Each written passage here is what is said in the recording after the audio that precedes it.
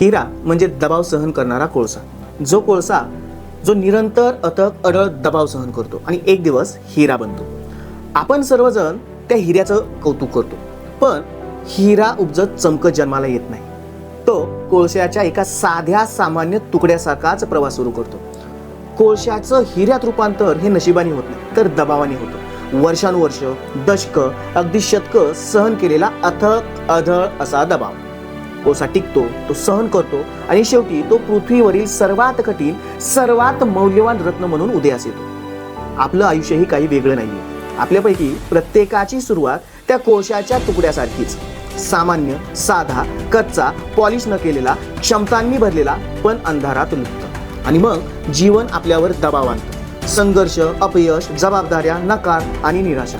आणि त्या क्षणी आपल्याला वेगळं व्हावंसं वाटतं. त्या दबावातून निघून जावंसं वाटतं, पळून जावंसं वाटतं. पण लक्षात ठेवा, जे टिकून राहतात, दबावाखाली तुटण्यास नकार देत नाहीत, तेच हिरे बनतात. तुमच्या संघर्षांना आलिंगन द्या, तुमच्या आव्हानांना तोंड द्या. एक दिवस जेव्हा तुम्ही तेजस्वीपणे चमकाल, तेव्हा जग तुमच्या तेजाचं कौतुक करेल. परंतु हा हिरा बनण्यासाठी किती दबाव आला ते फक्त तुम्हालाच माहिती.